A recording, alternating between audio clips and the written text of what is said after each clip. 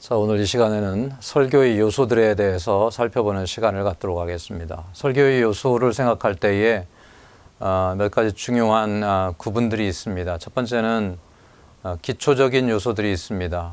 그 다음에 공식적인 요소들이 있고 기능적인 요소들이 있는데요.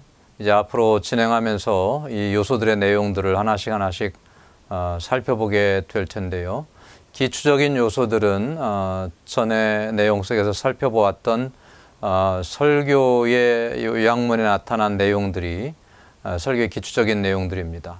요소들입니다. 그리고 공식적인 요소들은 설교의 서론, 본론, 결론, 초청 부분들을 공식적인 요소들이라고 그렇게 이야기합니다. 그리고 기능적인 요소들은 설교 내용 속에서 설명하고 논증을 제시하고 예화를 제시하고 그 다음에 설명된 진리를 적용하는 이런 설명, 논증, 예화, 적용 이 네 가지가 기능적 요소들이라고 할 수가 있겠습니다. 본질과 형태를 보면 생명은 본질과 형태의 결합으로 나타난다. 형태가 없는 것은 본질이 결핍된 것이며 또한 사고의 결핍이다. 우리는 형식이 없이 생명을 가질 수 없다. 그래서 모든 생명체들은 생명의 본질이 있고 그 다음에 그것을 표현하는 형태와 그 다음에 구조가 있는 것입니다. 그래서 기초적인 요소들은 말씀드렸듯이 성경 본문이 있고요. 성경 본문의 주요 목적, MOT, 그 다음에 CIT, 본문의 중심 진리, 설교의 명제, 또는 설교의 목적, 혹은 설교 디자인, 혹은 아웃라인, 또 설교의 제목 이런 부분들이 설교 요약문에 나타나는 것이지 않습니까? 이런 요소들이 설교의 기초적인 요소들을 구분하고 있습니다. 설교의 공식적인 요소로는 서론이 있고요. 본론이 있고 결론이 있고 초청 부분이 있습니다. 그래서 이 네 가지 요소들이 공식적인 요소를 서론에 대해 살펴보겠습니다. H.C. 브라운이라고 하는 분이 서론의 목적을 제시했는데 첫 번째는 흥미를 유발하기 위한 것입니다. 서론을 설교할 때에 본론부터 들어가지 않습니다. 서론에서 내용을 소개하면서 사람들이 그 주제에 대한 흥미를 가질 수 있도록 흥미를 야기시키는 것입니다. 두 번째는 내용을 간결하게 소개하는 것입니다. 그리고 세 번째는 설교자와 청중 사이에 공감대가 형성되어져서 회중들이 설교자의 메시지를 들으면서 충분히 공감하도록 할 수 있는 그 형성이 서론에서 이루어진다는 것입니다. 서론의 예를 보면 본문의 상황에 대한 극적인 설명으로 서론을 시작할 수 있습니다. 또 흥미로운 경험을 나누면서 본론과 연관된 경험을 나누면서 서론을 시작할 수가 있겠습니다. 혹은 신문이나 잡지에 나와 있는 기사들, 흥미있는 기사들을 소개하면서 자연스럽게 설교의 본문 속으로 연결해 갈 수도 있는 것입니다. 또 주제의 중요성을 알기 위한 통계라든지 수치들을 나누면서 사람들에게 설교의 내용을 준비시키고 하는 시간을 가질 수도 있을 것입니다.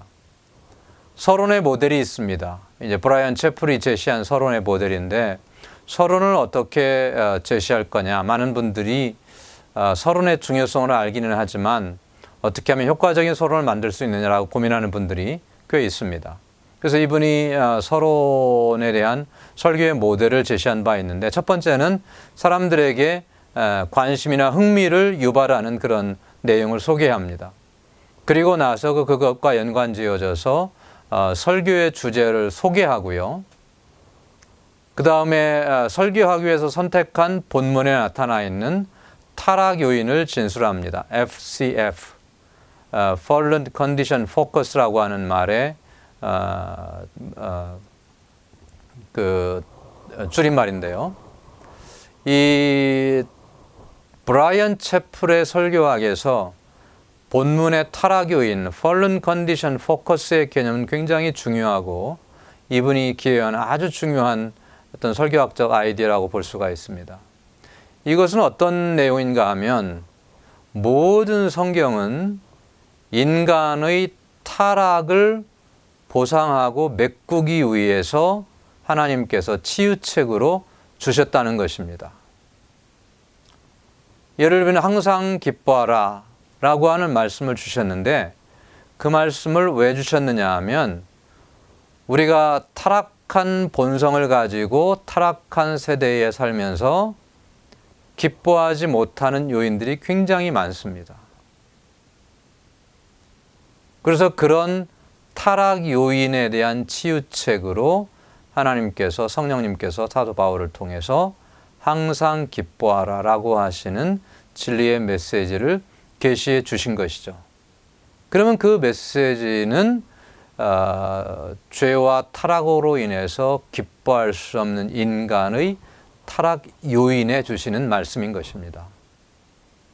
그래서 본문의 주요 타락 요인을 진술한 다음에 그 타락 요인을 개인적으로 적용해 줍니다. 여러분은 어떻습니까? 여러분도 아마 하루 종일 살아가면서 기뻐하지 못하고 원망하고 불평하고 마음속에 정말로 감사하지 못하는 마음들이 많이 있을 것입니다. 그것이 우리의 삶의 모습이 아니겠습니까? 그러면서 본문의 타락 요인을 회중들에게 개인적으로 적용시켜 주는 것입니다. 그렇게 하고 나서 성경과 연결시켜 주면서 여러분 우리가 하나님 앞에서 항상 기뻐하는 삶을 살아야 합니다 라고 그렇게 연결 명제를 소개하는 것입니다. 그리고 나서 본론 속에 들어가서 기뻐한다는 것은 무엇인지, 어떻게 기뻐할 수 있는지, 또 하나님께서 기쁨에 대해서 어떻게 말씀하시는지 등등 설교의 본론을 제시하는 것입니다. 좋은 서론에는 몇 가지 특징이 있는데요. 분명해야 합니다. 명확해야 합니다. 여러분 서론뿐만 아니라 설교라고 하는 것은 서론, 본론, 결론 모든 내용들, 제시되는 내용들이 회중들에게 분명하게 들려져야 합니다. 서론이 명확하지 않거나 어떤 내용인지 어떤 말을 하는지 회중들이 깨닫지 못하면 벌써 회중들의 관심이 멀어질 수밖에 없고 집중할 수 없는 상황이 이루어지게 되는 것입니다. 또 서론은 간결해야 합니다. 마치 우리가 사는 집을 생각하면 집이 아니라 현관과 같은 것이다. 일정한 비율이 있습니다. 그래서 메시지 전체 속에서 서론이 차지하는 비율을 생각할 때 약 메시지의 10 내지 15% 정도가 아주 적절하다고 그렇게 여겨집니다. 예를 들면 설교의 전체 길이가 30분이다 그러면 서론은 약 3분 정도면 충분하다는 거죠. 길어야 5분. 그런데 어떤 설교를 보면 설교가 약 30분의 설교라고 한다면 뭐 15분, 20분 서론을 제시하다가 정작 중요한 메시지를 본론을 제시하지 못하고 끝나는 경우들이 많이 있습니다. 그래서 서론은 간결해야 한다. 또 통일성이 있어야 한다. 서론에서 하는 이야기들과 설교의 본문과 통일되어 있어야 합니다. 머리 다르고 몸 다르고 연결되어 있지 않으면 좀 기형적인 구조가 이루어질 수 있는 것입니다. 그 다음에 직접적으로 접근해야 합니다. 메시지의 내용을 직접적으로 소개해야지 우회적으로 또 넌지시 이야기하는 방법들은 적합하지 않습니다. 그래서 분명하고 명확하게 회중들에게 설명하고 제시하는 것이 좋은 서론의 특징이라고 볼 수 있습니다. 또 서론에는 정제된 힘이 있어야 합니다. 그래서 사람들이 서론을 들으면서 뭔가 그 힘에 매료되고 빠져들어가는 그런 강한 힘이 나타나야 할 것입니다. 또 신선한 흥미가 있어야 하겠습니다. 서론에서 흥미가 제시되지 않으면 중요한 본론 자체에서도 사람들이 흥미를 느끼지 못할 수가 있습니다. 그 다음에 결론이 있는데요. 결론은 결론 전에 서론은 대개 설교의 본문을 다 끝내고 나서 서론을 작성하라고 하는 것이 모든 설교학자들이나 설교 교과서들의 공통적인 그런 권면입니다. 결론은 결론의 목적이 있습니다. 내용을 요약하는 것입니다. 본론 중에서 제시된 진리의 내용들을 요약해 주는 것이고 그 다음에 설교의 내용을 사람들의 삶 속에 적용하기 위해서 결론이 있는 것이고요. 그 그다음에 적용된 내용을 진리에 사람들이 순종하면서 살아가도록 권면하기 위한 그런 목적이 결론에 있습니다. 또 사람들에게 결단을 촉구하는 그런 일들이 결론 속에서 이루어질 수 있습니다. 또한 결론 속에서 사람들을 전달된 선포된 말씀으로 회중들을 격려하고 또는 위로하고 또는 양육하는 그런 일들이 결론 속에서 이루어져야 하겠습니다. 결론을 맺는 방법에는 굉장히 다양한 종류들이 있습니다. 본문을 재진술하면서 결론을 맺을 수도 있고요. 또 본문에서 설교한 내용들을 잘 설명해 주는 인용문을 읽으면서 결론을 맺을 수도 있고요. 또 알맞은 시를 낭독하면서 결론을 낼 수도 있고요. 진지하게 호소하면서 결론을 맺을 수도 있습니다. 또 본문에서 소개된 진리의 설명과 일치되는 이야기를 사람들에게 들려주고 결론을 내는 경우도 있고, 상성력에 호소하면서 끝을 낼 수도 있고요. 또 본문에서 제시된 내용과 대조되는 진리를 제시해 볼 수도 있고요. 기도하면서 결론을 맺을 수도 있고요. 또 본론에서 설명된 내용 중에 혹시 제기되는 반대가 있으면, 제기될 만한 반대가 있으면 그 반대에 대한 대답을 제시하면서 결론을 맺을 수도 있습니다. 또 결론 가운데에서 회중들에게 공개적인 반응을 요구할 수도 있고요. 또 수사적인 질문을 던지면서 결론을 맺을 수도 있고, 또 감사로 결론을 맺을 수도 있고, 잠언으로 결론을 맺을 수도 있고, 방법이나 수단을 제시하면서 본론 속에서 소개된 내용들을 어떻게 수행할 것인지, 어떤 수단을 통해서 실천할 것인지를 제시하는 그런 내용으로 결론을 낼 수도 있습니다. 또 놀라운 진술, 깜짝 놀랄 만한 진술로 결론을 낼 수도 있고, 비유로 혹은 찬송으로 다양하게 결론을 내릴 수도 있겠습니다. 결론 다음에 초청이 있습니다. 이 초청은 설교의 본질적인 부분입니다. 초청을 이야기할 때 많은 사람들이 강단 초청, 재단 초청을 그려볼 텐데요. 특히 빌리 그레이엄 목사님이 설교마다 했던 재단 초청을 통해서 설교 끝날 때마다 다 강단 앞으로 나가는 것만을 그려볼 수 있지만, 설교에서의 초청은 약간 다릅니다. 설교의 초청이라고 하는 것은 설명되고 선포된 본문 속에서 제시된 내용 속으로 회중들을 듣는 사람들을 초청하는 것입니다. 그러므로 설교의 본질적인 부분을 이룬다고 할 수 있겠습니다. 초청이라고 하는 것은 예배당을 나서기 전에 설교된 내용에 회중들이 헌신하도록 요청하는 것이 초청입니다. 그 근거를 보면 성경적입니다. 예수님께서도 초청을 하셨습니다. 하나님께서도 구약 성경 속에서 여러 차례 하나님의 백성들을 그분께로 초청하는 것을 볼 수가 있습니다.